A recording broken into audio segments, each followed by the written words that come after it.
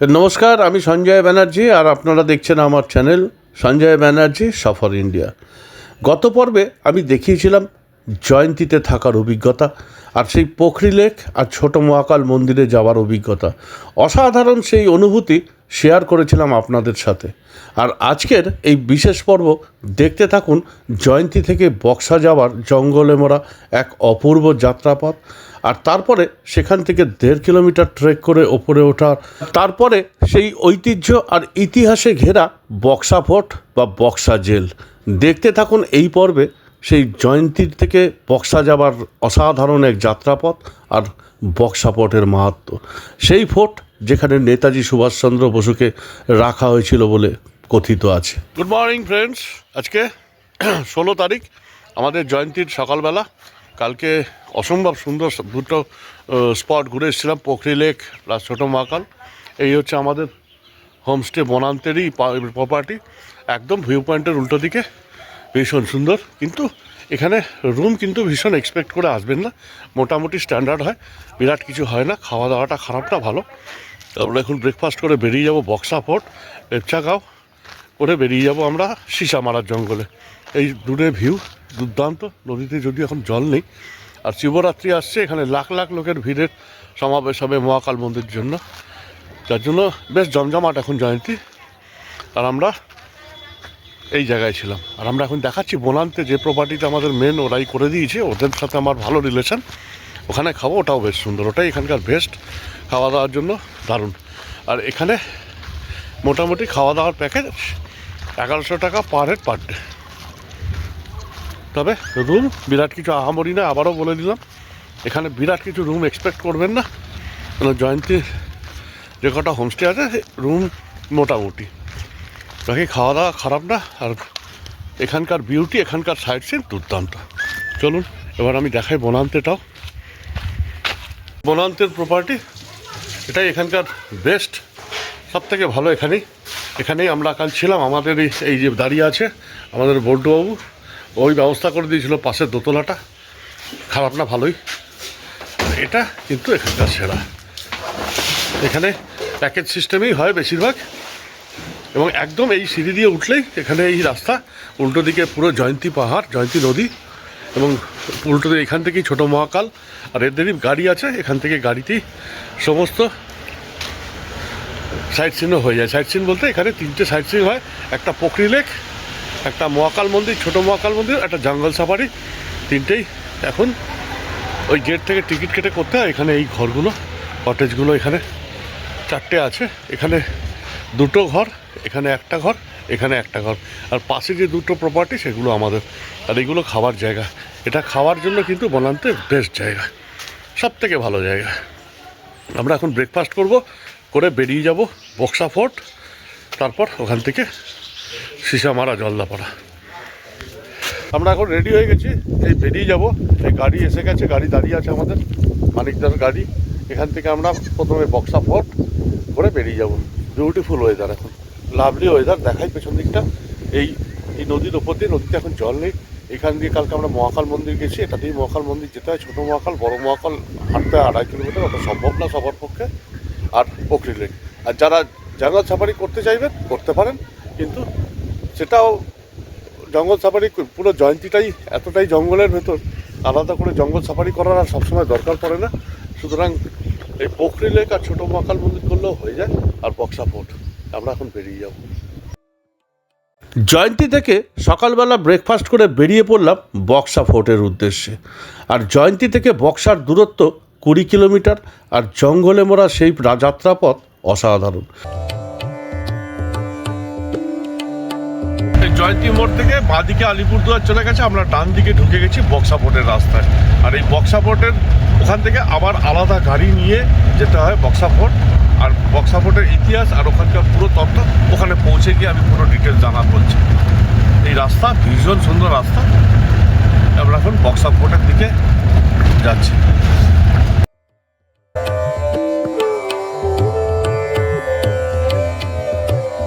জয়ন্তী থেকে বা আলিপুরদুয়ার থেকে যেখান থেকেই আপনি বক্সা ফোর্টে আসুন, প্রথমে আপনাকে পৌঁছাতে হবে সান্তালা বাড়ি। আর সেই সান্তালা বাড়ি গেটে আপনাকে গাড়ি চেঞ্জ করে ওখান থেকে নিতে হবে মারুতি ভ্যান। ওখান থেকেই নেওয়া গাড়ি করে প্রথমে পৌঁছে যাবে 0 পয়েন্টে, আর তারপর সেখান থেকে শুরু হবে প্রায় 2 কিলোমিটারের কাছাকাছি ট্রেকিং। আমরা এসে দাঁড়িয়েছি এখানে, এই বক্সা ফোর্ট, সান্তালা বাড়ি এই জায়গাটার নাম। এখানটা ভীষণ সুন্দর জায়গা। এখান থেকে এন্ট্রি করিয়ে গাড়ি নিয়ে ঢুকতে হয়। 500 রুপিস নেয় গাড়ি বক্সা ফোর্ট যাওয়ার জন্য, প্লাস আমরা লেপচাগাঁও যাব, সঙ্গে গাইড চার্জ 500 টাকা। ম্যান্ডেটারি এটা। এখান থেকে আমাদের গাড়ি রেখে এখান থেকে যেতে হবে। আর আমি দেখিয়ে দিই এখানে কাউন্টারটা, যেখান থেকে আপনাকে টিকিটটা করতে হবে এবং এন্ট্রি করাতে হবে এবং গাড়িটা নিতে হবে। চলুন দেখি, এই রাস্তা দিয়ে যাব আমরা। এই গাড়ি দাঁড়িয়ে আছে, গাইড স্যার দাঁড়িয়ে, এখানে এন্ট্রিটা হচ্ছে। এই এন্ট্রি পয়েন্ট, এখান থেকে এন্ট্রি করে আমরা ঢুকে যাব। আচ্ছা, এখানে তো তোমাদের হোমস্টেও আছে? হ্যাঁ আছে স্যার। আর হোমস্টে যদি যারা থাকবে তাদের কি করতে হবে? তারা যদি গাড়ি নিয়ে আসে, গাড়ি নিয়ে যাবেন স্যার। আচ্ছা, মানে ওই গাড়ি অ্যালাউ করবে তো? অ্যালাউ করবে না স্যার, এখানে নাইট পার্কিং আছে এখানে। আচ্ছা, ও ড্রপ করে দিয়ে চলে আসবে? হ্যাঁ। মানে তখন আর আমাদের এখান থেকে 500 টাকা দিয়ে গাড়ি নিতে হবে না? হ্যাঁ। নিতে হবে, নিতে হবে। মানে হোমস্টেতে যেতে গেল? হ্যাঁ। আচ্ছা আচ্ছা, বিউটিফুল জায়গা। এই আমাদের এখান থেকে গাড়িতে উঠে গেছি আমরা। এখান থেকে মারুতি ভ্যান যায় এই বক্সা ফোর্টের দিকে, আমরা উঠছি। এখান থেকে কতটা রাস্তা দাদা? Buxa fort 4 kilometre. এখান থেকে বক্সা ফোর্ট 4 কিলোমিটার।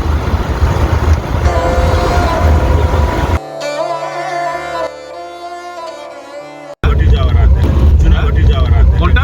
চুনাভাটি। কোনটা চুনাবাটি যাওয়ার রাস্তা? নিচে টাউন আছে না? আচ্ছা, এই রাস্তাটা চলে গেছে চুনাবাটি। আচ্ছা, চুনাবাটিতে কি আছে গো? মানে গ্রাম আছে স্যার। আচ্ছা, গ্রামটা আছে। কমলা লেবু বাগান আছে।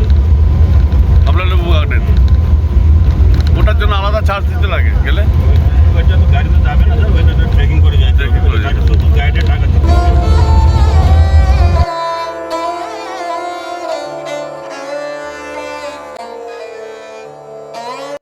এই জায়গাটা 0 পয়েন্ট। এখান থেকে ট্রেক করতে হবে প্রায় 2 কিলোমিটার বক্সা ফোর্ট। এখানে দেওয়া আছে দেখুন, এখান থেকে কোথায় কোথায় যাওয়া যায়। Buxa hill 2 kilometre, Buxa fort 2 kilometre, Lepchakha 5 kilometre. এই আমরা যাব এই লেপচাকা পর্যন্ত যাব। দেখা যাক ট্রেক করে কতটা যেতে পারি। এই সামনে রাস্তা দিয়ে ট্রেক করে উঠতে হবে। ভীষণ দারুণ সুন্দর জায়গা, দারুণ। বক্সা ফোর্টের এই জায়গা কিন্তু দারুণ সুন্দর। বক্সা ফোর্টের একটা ইতিহাস আছে। আর স্যার, দাদা আছে আমাদের সাথে। দাদার নামটা কি? আমার নাম কাঞ্চাদা। কাঞ্চাদা। ইনি আমার লাগবে না, এটা উনি আমাদের গাইড হিসেবে যাচ্ছেন। উনি খুব ফেমাস লোক। উনি আমাদের যারা ব্লগার আছি তারা আমরা ইন্সপায়ার্ড ওই শিবাজিদাকে দেখে। শিবাজিদার সাথেও উনি গেছিলেন ওপরে। আমার সাথেও আজকে সৌভাগ্য হয়েছে যাওয়ার। তা নিয়ে যাচ্ছে আমি এই প্রধানদাকে। চলুন দাদা সামনে। বিউটিফুল জায়গা। শুধু বক্সা ফোর্টে, এখানে কিন্তু হোমস্টেও আছে, এখানেও থাকার ব্যবস্থা আছে বেশ কিছু জায়গা। আর এই ট্রেকিং রুটটা হচ্ছে এইটা, আমরা উঠবো এই রাস্তা দিয়ে। লাভলি জায়গা। এই ভিউ ওপর থেকে, এই ভিউ। আমরা সবে হাঁটা শুরু করেছি, এখনো অনেকটা হাঁটতে হবে, কিন্তু বিউটিফুল ভিউ। ওহ,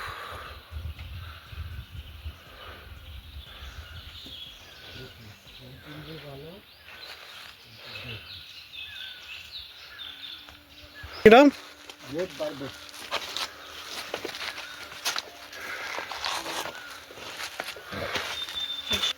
কাজ করি। এই কিছুদিন আগে আসছিল দিল্লি থেকে। আচ্ছা, এক আর্মি আপনি পাখির ডাক শুনে বলে দিতে পারবেন কোন পাখি কি ডাকছে? হ্যাঁ, আরে বাহ। এটা কোন পাখি ডাকছে এখন? গ্রেট বারবেট ডাকছে। দাদা। অনেক পাখি হয়, এই বারবেট 4 রকম হয়। এটাকে বলে গ্রেট বারবেট, একটা আছে ব্লু থ্রোটেড বারবেট, একটা আছে মালাবার বারবেট, একটা আছে কাপার স্মিথ বারবেট। আচ্ছা, সব কটা এখানে আছে প্রজাতি? এখানে সব আছে। বাহ। এরকম হর্নবিল আছে। হর্নবিল আছে, হর্নবিলের নাম তো শুনেছি। 4 রকম আছে। আচ্ছা আচ্ছা। একটাকে বলে গ্রেট হর্নবিল, একটাকে বলে রুফার স্নেক হর্নবিল, একটাকে বলে রিথ হর্নবিল, একটাকে বলে পাইট হর্নবিল। আচ্ছা 4 রকম। আমরা আন্দামানে। আচ্ছা, এখানে হাতির উপদ্রব নেই? না স্যার, উপরে আসে না হাতি, নিচে দিকে হাতি। হাতি ঢুকলে তো উৎপাত। আচ্ছা, বক্সা ফোর্টের এইখানে কি কোনো হোমস্টে আছে? হ্যাঁ স্যার আছে। হ্যাঁ বক্সাতে আছে, লেফট চাকাতে আছে। লেফট চাকাতে আছে। হোমস্টেতে যারা যাবে হেঁটে হেঁটে যাবে, এখান থেকে তারা কি করে যাবে? সব হেঁটে হেঁটে। লাগেজ থাকলে লাগেজ থাকলে পোর্টার নিতে হবে। রাইট।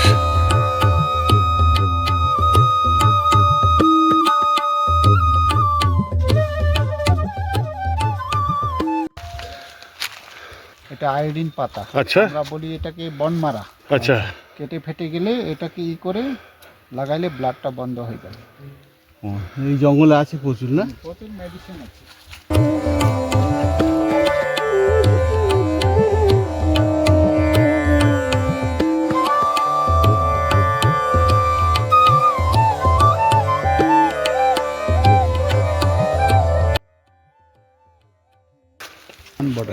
ওই একদম ওপরেরটা। উপরে আর নীল বাড়িটা যেটা দেখা যাচ্ছে, বাড়িগুলো হলো টাসিগাঁও গ্রামের নাম। কাশিগাঁও তো বোধহয় হোমস্টে আছে। হোমস্টে আছে। বড় পাহাড়টা হ্যাঁ? হলো, হ্যাঁ ওই বড় পাহাড়টা হলো রোবার্স পয়েন্ট। আচ্ছা রোভার্স পয়েন্ট, ওটাই। এটাও তো ট্রেক করে ওঠেন এখান দিয়ে? রোবার্স পয়েন্ট হয় রূপাং ভ্যালি ট্রেক করাই আমরা। আচ্ছা কিন্তু এখন এই সিসি ক্যামেরা বসানো আছে জঙ্গলের ভিতরে, হ্যাঁ। এখন এলাও করে না। আচ্ছা এটা কি নদী? হ্যাঁ এটা বক্সা নদী না? আচ্ছা দাদা এখানে কত বছর ধরে কাজ করছো? আমার তো 35 বছর হয়ে গেল এই লাইনে কাজ করে। হ্যাঁ 35 বছর। আচ্ছা তোমাদের এখানে যারা আসে তারা কি নিজের পছন্দ মতো গাইড নিতে পারে, হ্যাঁ। নাকি ওরা যেটা ঠিক করে দেবে সেটাই? না না, আমি যদি এসে বলি যে আমি প্রধানবাবুকেই দরকার, হ্যাঁ। পাবো? পাবেন। ঠিক আছে। গাইড তো অনেক আছে স্যার। হ্যাঁ সেই জন্যই তো বলছি যে যদি কেউ চয়েস করে যে আমি এনাকে দরকার। মেমোরি ঠিক থাকতে হয়, ঠিক ঠিক। ওটা না থাকলে কাজ নাই। তাই তো। হ্যাঁ ঠিকঠাক না বললে এই পাতাগুলো আছে না, এই সর্দি কাশি হলে বুক জাম হয়, হ্যাঁ হ্যাঁ। তখন এই পাতাটাকে আগুনে পুড়িয়ে নাক দিয়ে গ্যাসটা নিতে হয়, সঙ্গে সঙ্গে বুক খুলে যায়। বাহ ও এটার নাম হলো অবিজল। অবিজালো। আরে বাপ রে বাপ। এরকম এরকম মেডিসিন আছে জঙ্গলে। আমরা যেমন বাসক পাতা খাই, হ্যাঁ কি সুন্দর জায়গা। আর দাদা আমাদের ছোট ছোট ওই জঙ্গলের মধ্যে পাতা চিনিয়ে বলে দিচ্ছে কোনটা কি মেডিসিনে কাজ করে। বিউটিফুল। সবজি করে খাই আমি। এই আমাদের ট্রেকিংয়ের রাস্তাটা দেখুন, পুরো পাথরের রোড বক্সা ফোর্ট যাওয়ার। এটা কিন্তু কঠিন ট্রেক, যারা সক্ষম তারাই পারবে, সবাই পারবে না। কিন্তু মনের জন্যে এটা করতে পারলে কিন্তু দুর্দান্ত এক্সপিরিয়েন্স। যেমন কালকে আমাদের পোখরি লেক হয়েছে, এটাও কিন্তু একটা দুর্দান্ত এক্সপিরিয়েন্স।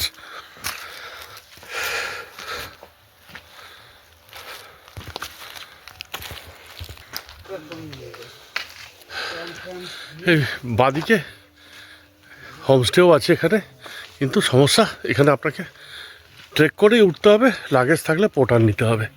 আর পোর্টার রেট 500। এই থাকতে পারেন আপনি এখানে, কিন্তু আপনাকে ওখানে ছেড়ে দিতে হবে গাড়ি নিজের। ওখান থেকে মারুতি ওদের আসতে হবে 0 পয়েন্ট অবধি, আর সেখান থেকে পোর্টার নিয়ে ঢুকতে হবে লাগেজ দিয়ে।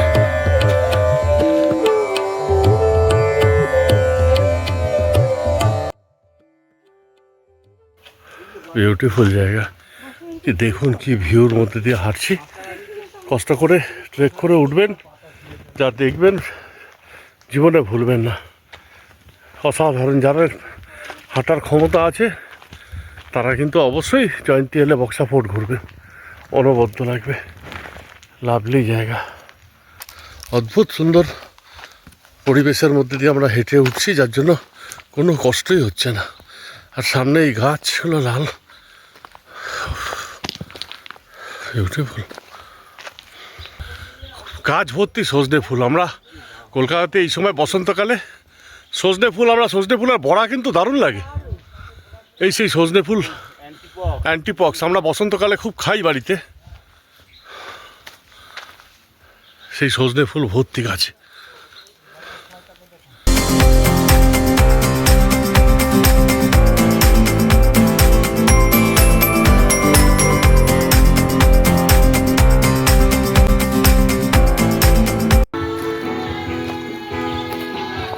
এটা কি হোমস্টে? আচ্ছা টেন্ট খাটাবে, আচ্ছা, মানে ট্রেকাররা, ট্রেকারদের জন্য।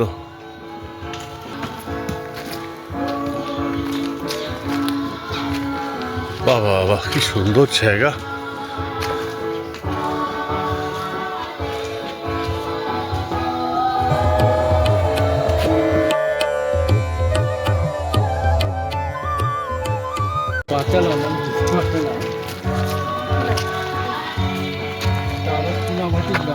হ্যাঁ মনেস্ট্রি দেখা যাচ্ছে। কোনটা? হ্যাঁ হ্যাঁ হ্যাঁ, মন্ত্রী দেখা যাচ্ছে। ওটা কি গ্রাম? ভিতরে গ্রাম আছে চুনাভাটি। ওইটাই চুনাভাটি গ্রাম, চুনাভাটির নাম আছে। এই যে ডিটি ক্যাম্পিং, এখানে ট্রেকার্স ক্যাম্পের জায়গা। এখানে চার্চে গানটা হচ্ছে। গাছের নাম গামার গাছ। গামাল, গামার গামার। গামার। এটা দিয়ে কি আটা হয়? ছালটা জ্বর আসলে আমরা এই ছালটা বেটে রসটা খাই। আচ্ছা, প্রেয়ারের সাথে গান চলছে, ভীষণ সুন্দর লাগছে। আওয়াজটা দূর থেকে আসছিল, দারুণ, দুর্দান্ত। 0 পয়েন্ট থেকে এই 2 কিলোমিটার ট্রেকের রাস্তা আর দুধারের ভিউ ছিল অসাধারণ। আর সঙ্গে থাকে গাইড চার্জ 500 টাকা। আর আমাদের সাথে ছিলেন এমন একজন গাইড যিনি পাহাড় আর এই জঙ্গলকে হাতের তালুর মতো চেনেন। বলে দিচ্ছিলেন পাখির ডাক শুনে কোন পাখি ডাকছে, আর গাছের পাতা দেখে চিনিয়ে দিচ্ছিলেন কোন গাছ মেডিসিন গাছ। 300 মিটার বাকি পৌঁছাতে, কিন্তু রাস্তাটা এত সুন্দর, এত সিনিক বিউটি, পরিশ্রমটা কষ্ট হচ্ছে না। অনেকটা রাস্তা না হলে কষ্টই হতো, কিন্তু অসাধারণ একজন গাইড পেয়েছি। আর সঙ্গে দুধারের পরিবেশ, এই প্রাকৃতিক পরিবেশের মধ্যে হাঁটতে খারাপ লাগছে না। বক্সা ফোর্ট প্রায় 867 মিটার উচ্চতায় অবস্থিত। আর এই শেষ 2 কিলোমিটার পথ ট্রেক করে উঠতে এতটুকু খারাপ লাগেনি। তার প্রধান কারণ দুপাশের ভীষণ সুন্দর মনোরম প্রাকৃতিক পরিবেশ আর সঙ্গে থাকা গাইড, যিনি হাতের তালুর মতো চিনিয়ে দিচ্ছিলেন পুরো এই রাস্তা। এখানে চা ফাও পাওয়া যায়, বসে রেস্ট নিয়ে একটু জল খেতে পারেন, চা খেতে পারেন। এখানে কিন্তু হোমস্টেও আছে, কিন্তু এখানে হোমস্টে থাকার ওই একটা সমস্যা, আপনাকে ট্রেক করে আসতে হবে আর লাগেজ পোর্টারকে দিয়ে তুলতে হবে। বক্সা ফোর্ট ব্রিটিশ দখল করার আগে ভুটানের রাজার দখলে ছিল। আর এই ফোর্ট নিয়ে ভুটানের রাজা আর কোচ রাজাদের মধ্যে এক বিশেষ দ্বন্দ্ব ছিল। কোচ রাজার আমন্ত্রণে ব্রিটিশরা হস্তক্ষেপ করে দুর্গটি দখল করে। আর সিনচুলা চুক্তির অংশ হিসেবে 1865 সালের 11ই নভেম্বর আনুষ্ঠানিকভাবে এটি ব্রিটিশের কাছে হস্তান্তর করা হয়। ব্রিটিশরা বাঁশ কাঠের কাঠামো থেকে পাথরের কাঠামোতে দুর্গটি পুনর্নির্মাণ করে। আন্দামানের সেলুলার জেলের পর এটিই ছিল ভারতের সবচেয়ে কুখ্যাত এবং অপ্রাপ্য কারাগার। 1930-এর দশকে অনুশীলন সমিতি এবং যুগান্তর গোষ্ঠীর জাতীয়তাবাদী বিপ্লবীরা যেমন কৃষ্ণপদ চক্রবর্তী বন্দী ছিলেন।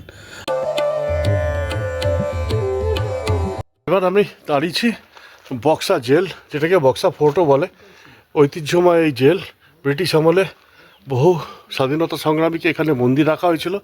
উল্লেখযোগ্য নেতাজি সুভাষচন্দ্র বসু, দেশবন্ধু চিত্তরঞ্জন দাস।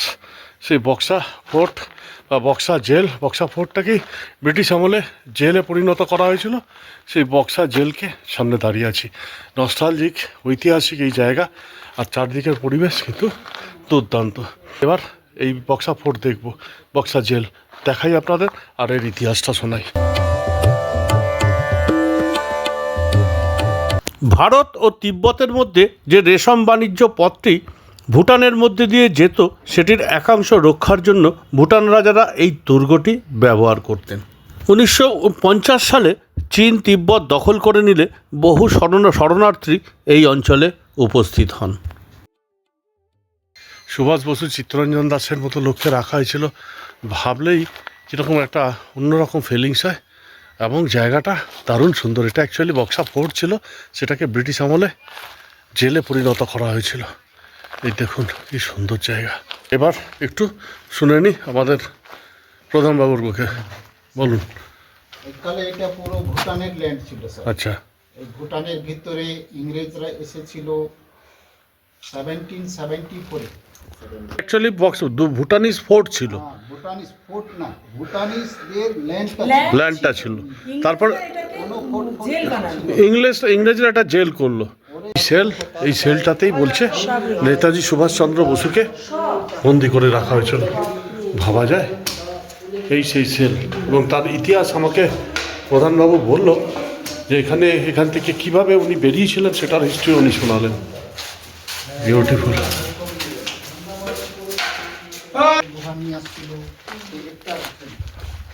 ঐতিহাসিক এই স্থান কিন্তু দারুণ সুন্দর। এটা অ্যাকচুয়ালি ভুটানিজ ল্যান্ড ছিল, যেটা গল্প উনি বললেন। এই ভুটানিজ ল্যান্ডে চীন তিব্বতের লড়াইয়ে লামারা এখানে যখন নামেন তখন লামারা এই জেলখানাটা লামাদের ইউজ করে তৈরি করেছিল ব্রিটিশরা। তারপরে নেতাজি সুভাষচন্দ্র বসুকে 1931 সালে এখানে বন্দি করেন এবং সেই ঘরটা দেখালাম। এবং লামাদের সহায়তায় সুভাষচন্দ্র বসু এখান থেকে বেরিয়ে যান।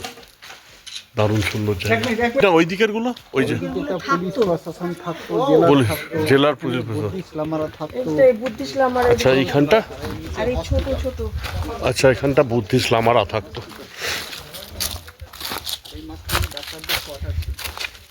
আচ্ছা কোথায় হসপিটালটা ছিল? আচ্ছা, বাহ, দারুণ সুন্দর জায়গা। এখানকার একজন ডাক্তার ছিল, ওনার নাম ছিল আচুডুপ্পা, একটা বুদ্ধিস্ট ছিল। ইংরেজরা ওনাকে কাজ দিয়েছিল, কাজ করতে করতে এক ব্রিটিশ মহিলার সাথে থেকে গেছে। বক্সা ফোর্ট ভ্রমণে আমাদের সবথেকে বড় প্রাপ্তি ছিল এই গাইড দাদা। প্রচুর অভিজ্ঞতাময় এই গাইড দাদাকে পাওয়া আমাদের কাছে ছিল বিরাট ভাগ্যের ব্যাপার। উনি যেভাবে সমস্ত তথ্য দিয়ে আর সারা রাস্তায় বর্ণনা দিতে দিতে আমাদের নিয়ে এসছেন সেটা অসাধারণ। ইনি হাতের তালুর মতো চেনেন পুরো এই জঙ্গল আর পাহাড়। তাই পাখির ডাক শুনে বলে দিচ্ছিলেন কোন পাখির ডাক, আবার গাছের পাতা তুলে বলে দিচ্ছিলেন কোন গাছ, এই গাছের কী মেডিসিন। আর ঠিক সেইভাবেই বক্সা ফোর্টের ইতিহাস তুলে ধরলেন আমাদের সামনে। অসাধারণ এই বক্সা ফোর্ট আমাদের কাছে ছিল এক দুর্দান্ত অভিজ্ঞতা। বক্সা ফোর্টের ভেতর যে ঘরটাতে নেতাজি সুভাষচন্দ্র বসুকে আটকে রাখা হয়েছিল সেই ঘরটা কিন্তু খুলে ঘোরানো হয়। অসম্ভব এক নস্টালজিক লাগবে আপনার এই ঘরে ঢুকে। যদিও সুভাষচন্দ্রকে এইখানে বন্দি রাখার কোনো ঐতিহাসিক তথ্য সেভাবে পাওয়া যায়নি, তবু স্থানীয় লোকেদের বিশ্বাস আর তাকেই বিশ্বাস করে আমরা চললাম। এই ঘরটা এখন সবার জন্য ওপেন, তাই জয়ন্তীতে এলে বক্সা ফোর্ট ঘুরলে অবশ্যই এই দুর্গ ভেতর নেতাজি সুভাষচন্দ্রকে আটকে রাখার সেই সেল দেখে নেবেন। অসাধারণ এই অভিজ্ঞতা, ভুলবার নয়। এটা না আচ্ছা, এটা বলছে লেখাটা দেখুন। আরে বাহ, ওনার হাতের লেখা, রবীন্দ্রনাথ ঠাকুরের। আচ্ছা 1931 সালে বন্দি শিবিরে রবীন্দ্র জয়ন্তী। বাহ, যারা স্বাধীনতা সংগ্রামীরা ছিলেন তারা এখানে 1931 সালে রবীন্দ্র জয়ন্তী পালন করেছিলেন। রবীন্দ্রনাথ তো তখন বেঁচে আছেন। আর এটা রবীন্দ্রনাথের নিজের হাতের লেখা, মানে ওই স্টাইলে লিখতো তো। আচ্ছা, ওদের যেটা চিঠি করেছিল সেই চিঠিটাই এখানে স্মৃতিসৌধ করে রেখে দিয়েছে। বাহ,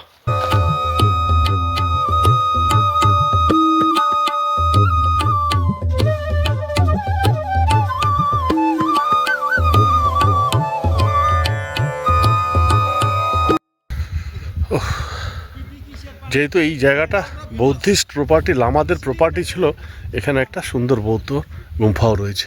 পেছনে জেল, সামনে এই বৌদ্ধিস্ট গুম্ফা, সামনে একটা বিরাট মাঠ। আজকের এই এপিসোডে আমি আপনাদের কাছে শেয়ার করলাম এই জয়ন্তী থেকে বক্সা আসার গল্প আর বক্সা ফোর্টের সমস্ত তথ্য। অসাধারণ অভিজ্ঞতা আপনাদের সাথে আজকে শেয়ার করলাম। আর তারপরেও আমরা এগিয়ে গিয়েছিলাম আরও 3 কিলোমিটার ওপরে এক ছিমছাম সুন্দর পাহাড়ি গ্রাম, ভোলবার নয় সেই লেপচাকা গ্রাম। আসছি লেপচাকা গ্রামের সমস্ত তথ্য নিয়ে আর বাকি রাস্তার ট্রেকিংয়ের পুরো ডিটেলস নিয়ে পরের পর্বে। দেখতে থাকুন, আর যদি ভালো লাগে অবশ্যই লাইক, শেয়ার, কমেন্ট করুন আর চ্যানেলটা সাবস্ক্রাইব করুন। আজকের মতো আমার এই এপিসোড এখানেই শেষ। ভালো থাকবেন, গুড নাইট।